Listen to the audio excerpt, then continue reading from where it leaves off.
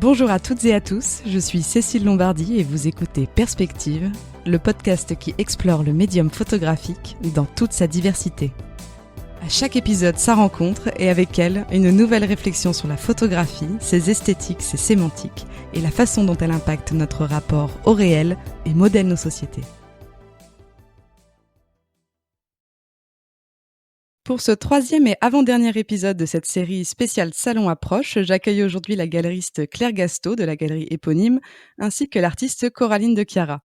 Fondée en 1986 et basée à Clermont-Ferrand, la galerie Claire Gasto défend une ligne artistique forte et plurielle, articulant la peinture figurative, des pratiques conceptuelles ou héritières du land art.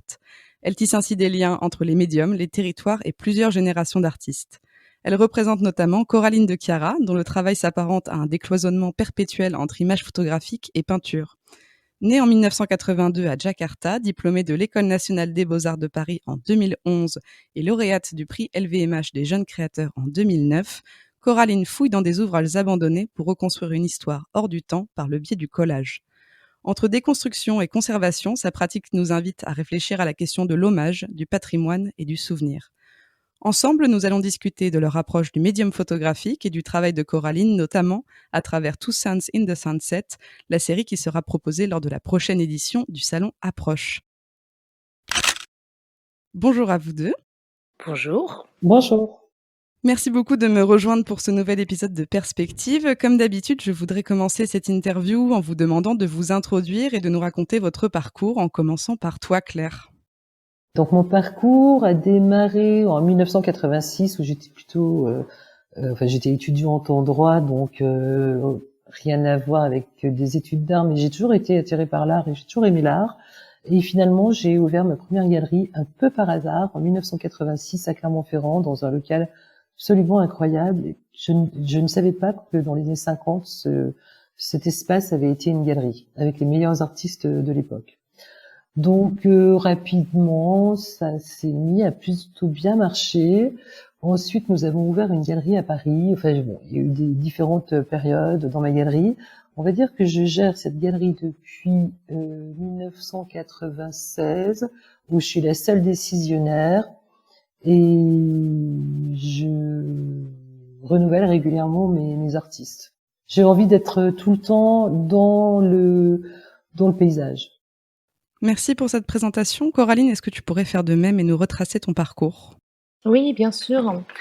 En effet, j'ai été diplômée en 2011 de l'École supérieure nationale des beaux-arts de Paris, durant laquelle j'étais dans l'atelier de Jean-Michel Alberola. Mais pour revenir un peu avant cette période-là, j'ai commencé en fait un cursus aux Beaux-Arts de Poitiers, durant lequel j'ai travaillé le cinéma d'animation et l'image mouvement, à savoir le documentaire.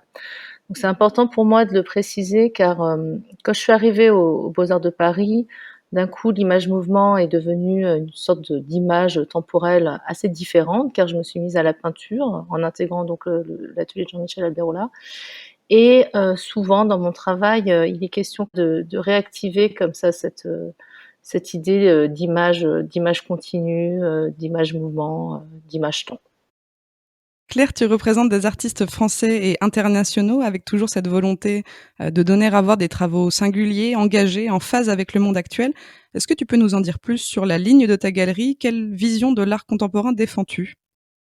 Alors, dans les années 80, j'ai justement montré, par hasard, ou pas vraiment par hasard, la figuration libre, notamment Robert Courbas et Rémy Blanchard, à une époque où ils n'étaient pas si connus que ça.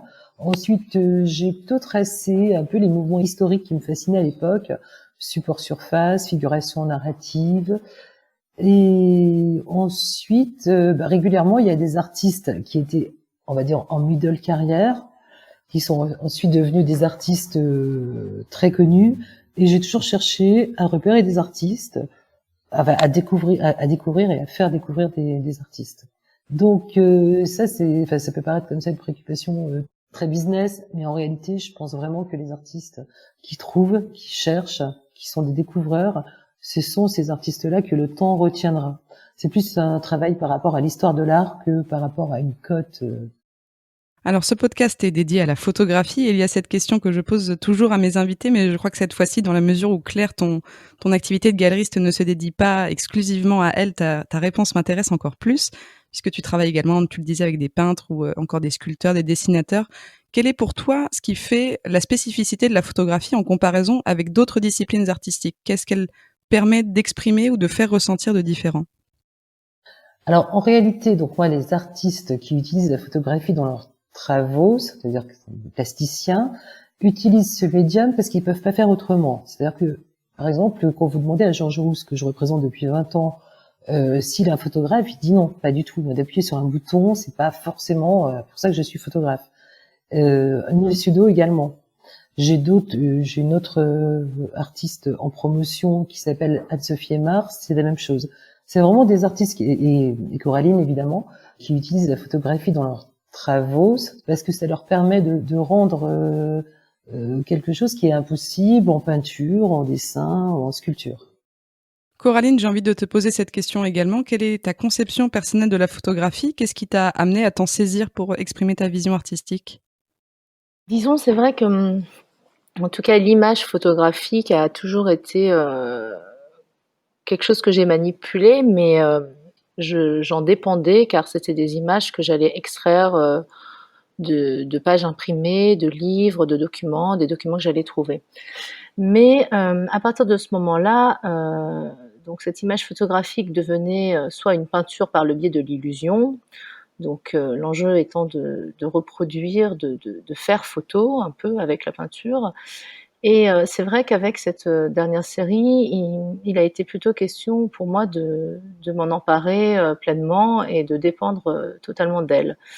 Mais j'ai toujours un peu, toujours avec ce souci, en effet de décloisonnement de pratique, établi un flirt, une sorte de va-et-vient comme ça entre ces 2 médiums.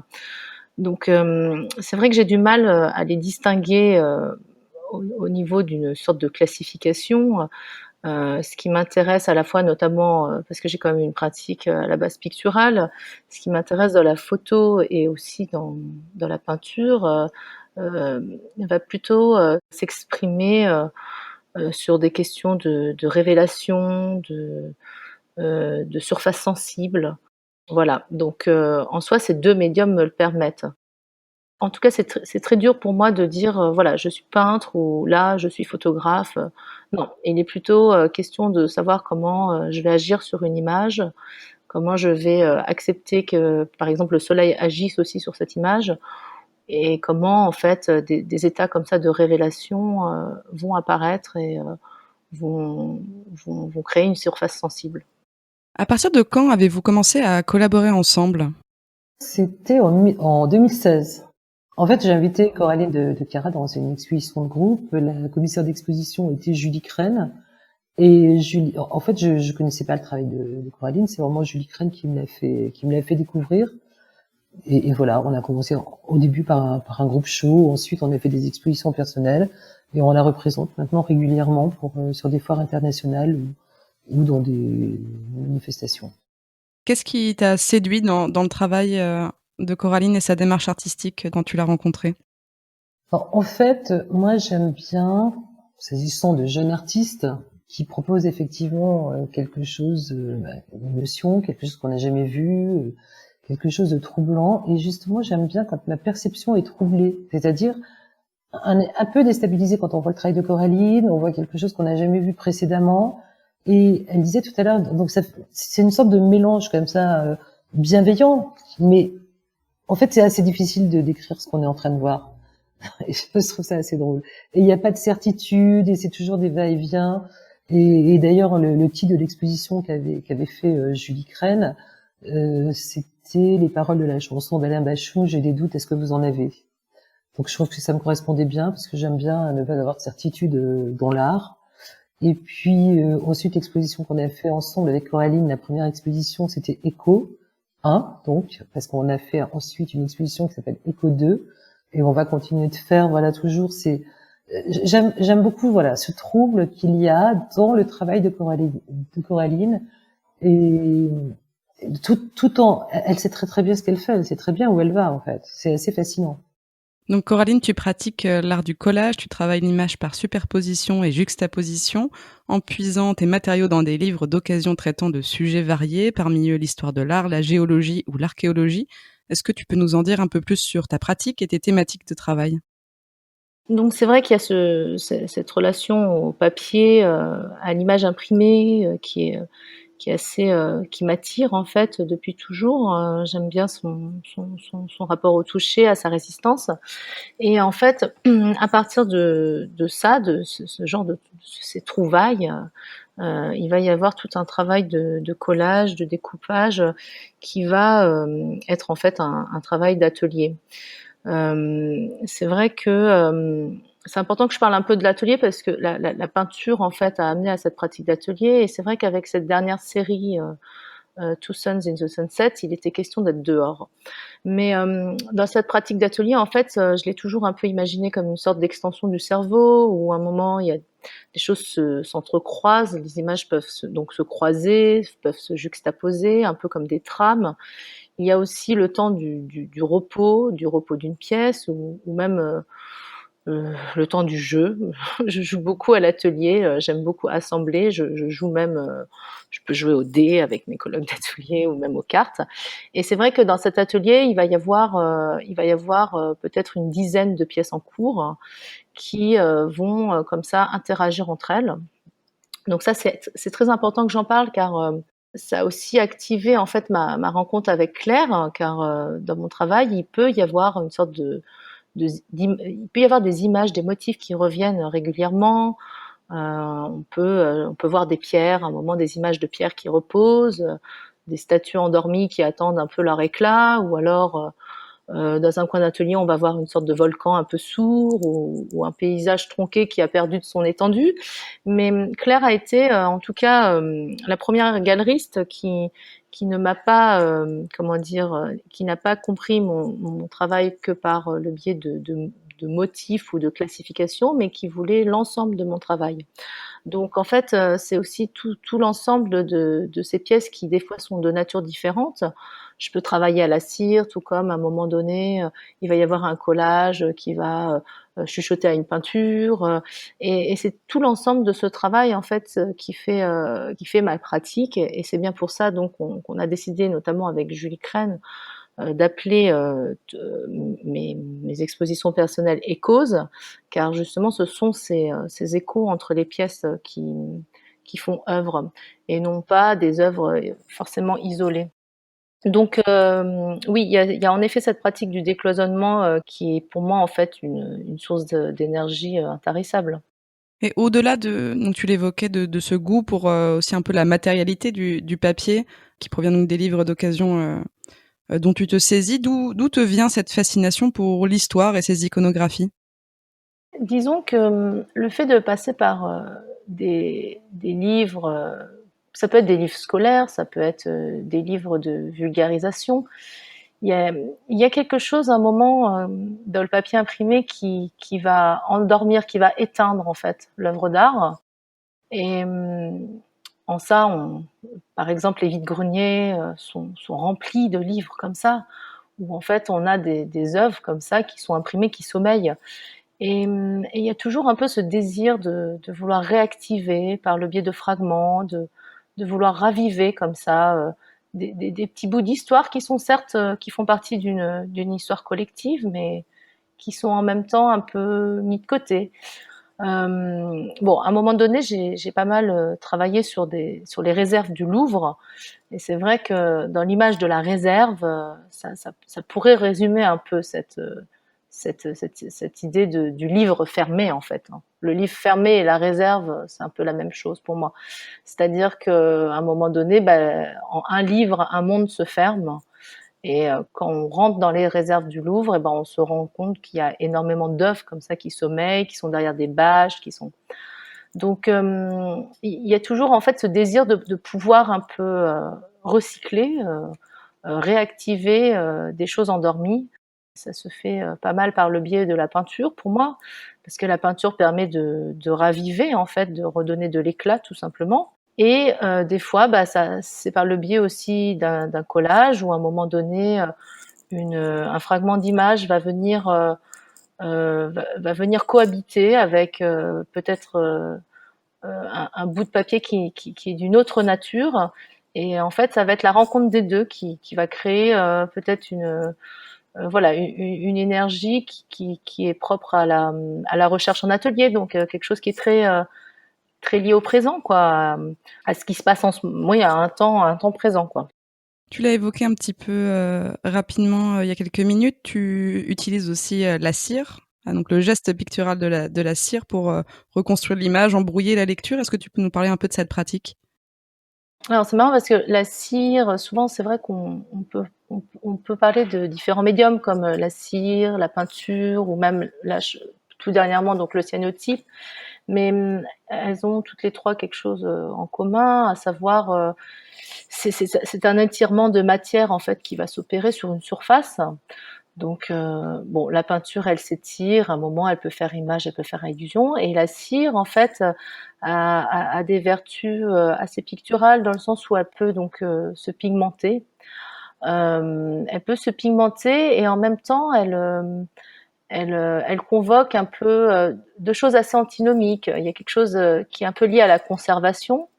On recouvre et en même temps on préserve, on altère, on crée une sorte de calque.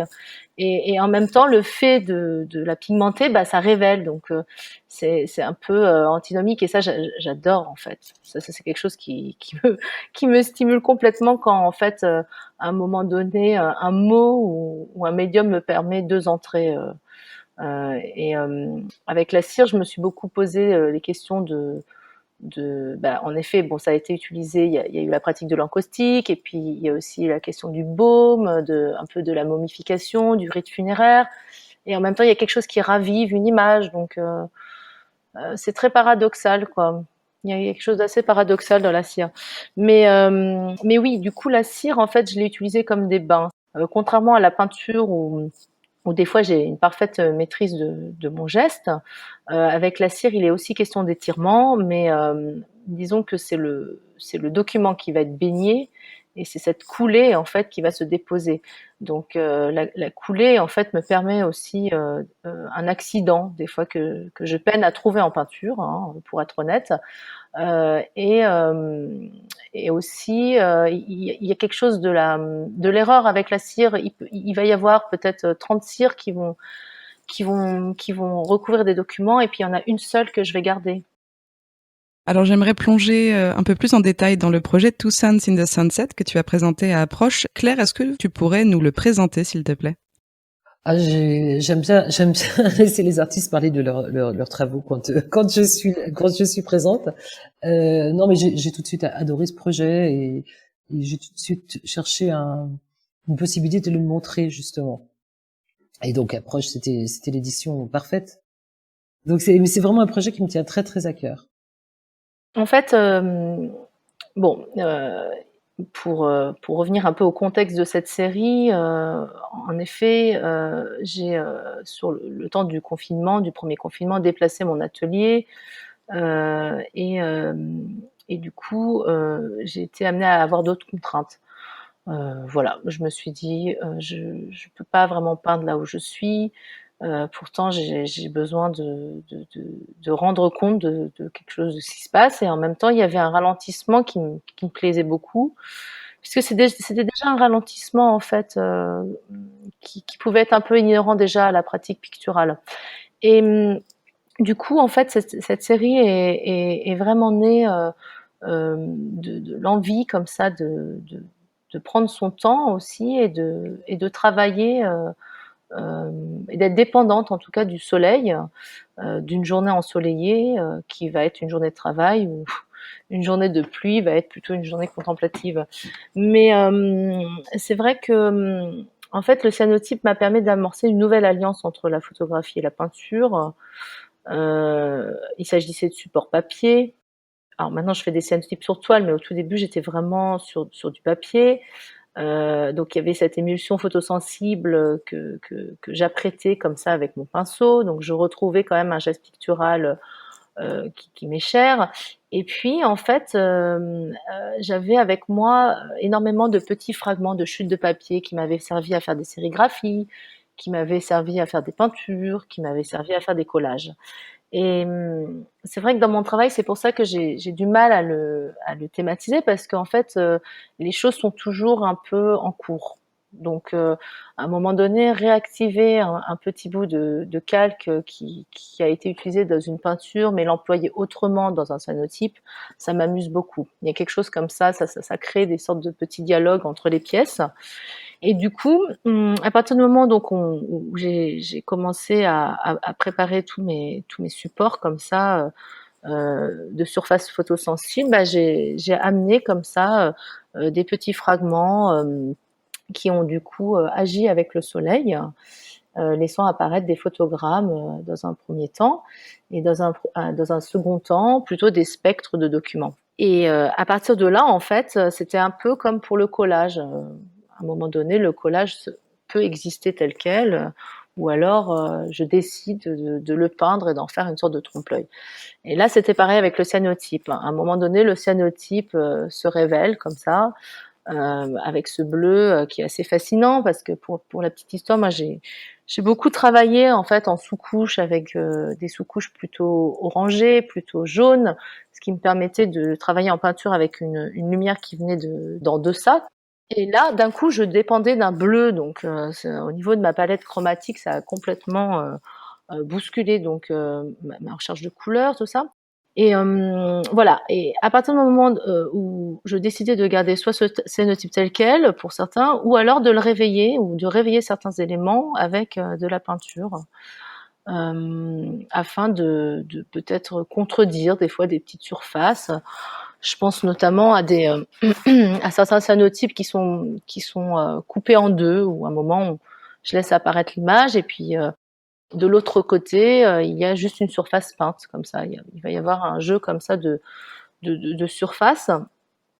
Du coup, le temps du confinement m'a permis de travailler comme ça, un peu à mesure du soleil et a fait naître une réflexion sur la lenteur et l'épuisement de l'image.